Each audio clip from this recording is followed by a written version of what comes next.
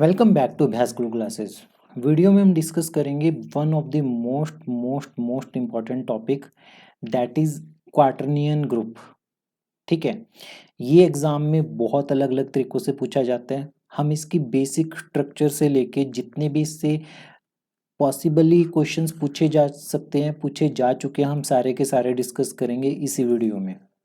तो ये बहुत इंपॉर्टेंट होने वाला है। हार्डली ये आपके पास एक छोटा सा 8 एलिमेंट्स का ग्रुप है, बट आपको इसकी प्रॉपर्टीज का पता होना चाहिए। ठीक है, इस वीडियो को कंप्लीट करने का डेफिनेटली अगर इसमें से क्वेश्चन आएगा तो वो आपका कभी गलत नहीं होगा। तो क्वेश्चन एक कैसा आया हुआ है? क्वेश्चन एक आया हुआ है कि ऑर्डर ऑफ एलिमेंट्स निकालो सारे एलिमेंट्स का। और काफी बार क्वेश्चन आता है कि एक क्वेश्चन पूछा जाता है आपसे कि गिव एन एग्जांपल ऑफ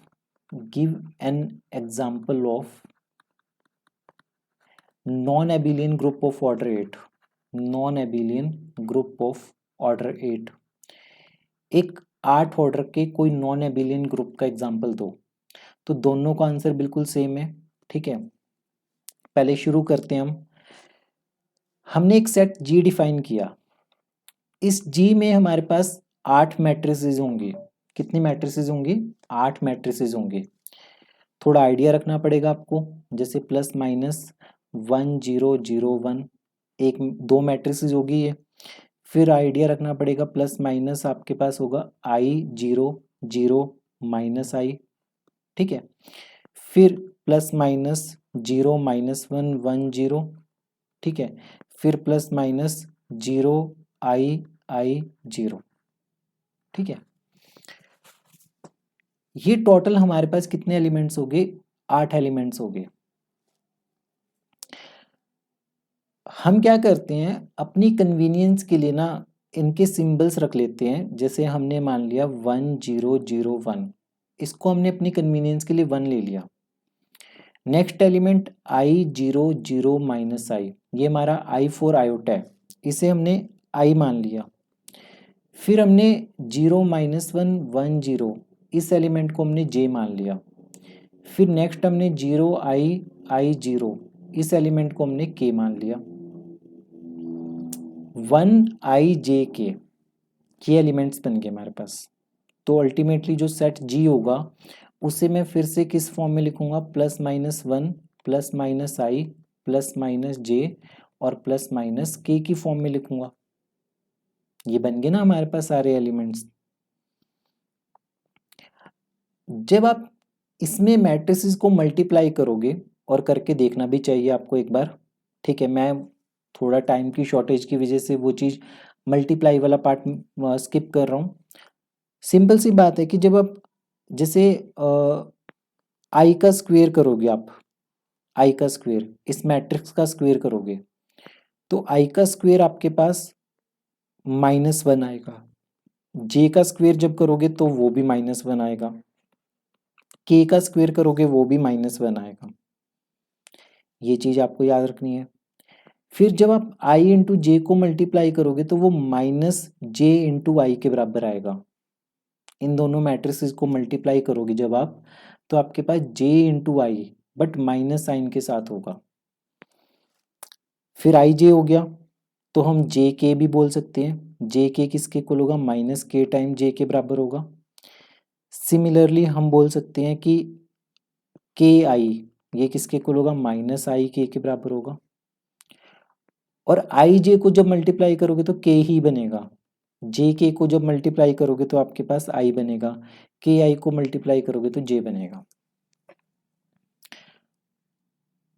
ये हम अभी सिर्फ जी डिफाइन किया।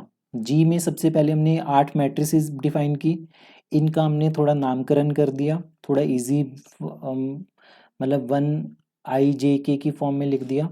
तो ये जो पूरा का पूरा सेट था ये हमारे पास इस वाली फॉर्म में आ गया। ठीक है, फिर हमने क्या किया कि हर एलिमेंट की जो ये आइडेंटिटी सेटिस्फाई कर रहे हैं हमने वो लिख दी। मल्टीप्लाई करके चेक करने वाला काम होता है, बट एनीवेज ये ट्रू होती है। काफ़ी ज़्यादा सिमेट्री है इसमें। जैसे हमारे पास होते हैं कि आई जे के, आई जे को मल्टीप्लाई करोगे तो के आ रहा है, जे के को मल्टीप्लाई करोगे तो आई आ रहा है, के और आई को मल्टीप्लाई करोगे तो जे आ रहा है। आई जे को मल्टीप्लाई करके के आ गया, जे के को मल्टीप्लाई करके आई आ गया। के आई को मल्टीप्लाई करके जे आ गया। ठीक है, इसमें हमारे पास अभी तक ये हो गया। हमें प्रूफ करना है कि ये ना आपके पास ग्रुप बना रहा है। सबसे पहले क्या बना रहा है? ग्रुप बना रहा है। तो सबसे पहली चीज होगी आपके पास क्लोजर प्रॉपर्टी। क्लोजर प्रॉपर्टी, तो क्लोजर प्रॉपर्टी अंडरलाइन कर दिया हमने, पहली है। अगर हम ए और बी कोई दो मैट्रिसेस जी से लेते हैं तो हमें पता है कि ए इंटू बी वापिस जी से बिलोंग कर रही है, क्योंकि matrix multiplication is well defined. ये वेल डिफाइंड है इस केस में। या फिर हम बोल सकते हैं कि therefore closure property satisfies. Closure property satisfies, ये प्रॉपर्टी हमारे पास सेटिस्फाइड होती है। ठीक है, A B belong to G, तो ए बी बिलोंग करेगा जी से। यूजिंग जो हमने ये आइडेंटिटीज लिखी है, जितनी भी हमने आइडेंटिटीज लिखी थी ना, ये वाली सारी, ये जो आइडेंटिटीज लिखी थी इन सब का यूज करके जब भी आप मल्टीप्लाई करोगे तो वापिस उसी में बिलोंग करेगा। नेक्स्ट हमारे पास है एसोसिएटिव प्रॉपर्टी। एसोसिएटिव में क्या होगा? हमने कोई तीन एलिमेंट ले लिए, ए बी सी जी से बिलोंग करवा लिए, तो matrix multiplication is associative. Matrix multiplication is associative. ये हमें पता है कि मैट्रिक्स मल्टीप्लिकेशन क्या होता है? एसोसिएटिव होता है। तो A B into C equal to A times B C के बराबर आ जाएगा हमारे पास। खत्म। थर्ड हमारे पास होता है एग्जिस्टेंस ऑफ आइडेंटिटी, कि आइडेंटिटी की एग्जिस्टेंस शो करनी है। क्लियरली 1001 बिलोंग कर रहा है अपना जी से, तो आइडेंटिटी एलिमेंट एग्जिस्ट कर ही रहा है। फिर इनवर्स एलिमेंट, इनवर्स में क्या होगा आपके पास कि देखो 1 का इनवर्स तो 1 ही हो गया, 1 तो खुद का इनवर्स हो गया। -1 को किससे मल्टीप्लाई करोगे? -1 से तो 1 आ जाएगा। आई को किससे मल्टीप्लाई करोगे? -i से, तो आपके पास क्या बनेगा? -i²। आई स्क्वेयर की वैल्यू कितनी होती है? 1, तो -1 इक्वल टू 1 आ गया। तो i and -i are inverse of each other, ये दोनों एक दूसरे के इनवर्स हैं। सिमिलरली j इंटू -j, ये बनेगा -j², ये बनेगा माइनस इंटू -1, ये बनेगा 1। j and -j are inverse of each other. k को जब -k से मल्टीप्लाई करोगे तो -k² आएगा, दैट इज -1 1। j² को -1 कैसे लिखा? क्योंकि ये इनका यूज करके i², j², k² इनको हमने -1 लिखा। Therefore k and -k are inverse of each other, ये भी एक दूसरे के इनवर्स बन गए। तो क्लियरली हर एलिमेंट का इनवर्स आपके पास एग्जिस्ट कर गया।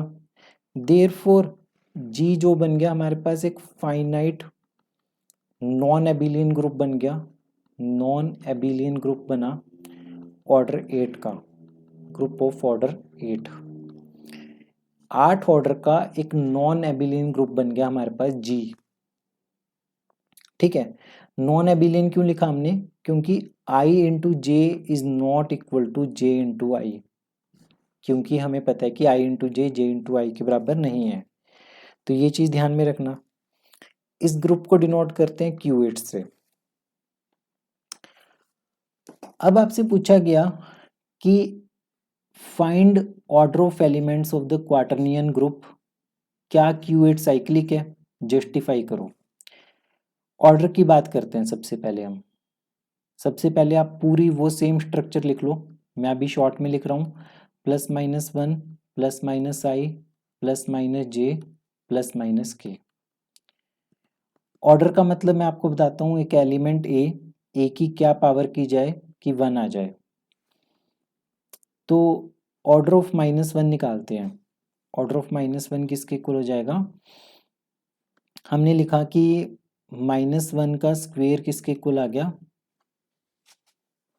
1 के इक्वल आ जाएगा।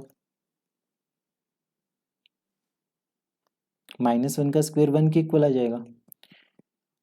i का स्क्वायर किसके इक्वल होता है? -1 के इक्वल। तो i की पावर 4 किसके इक्वल हो जाएगी? 1 के इक्वल।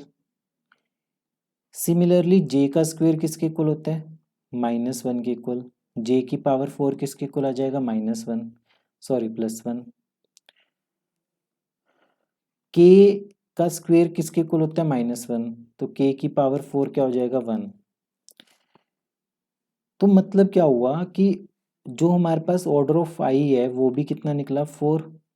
-i भी 4 निकलेगा सेम, ठीक है। ऑर्डर ऑफ j भी 4 निकलेगा, ऑर्डर ऑफ -j भी 4 निकलेगा, ठीक है।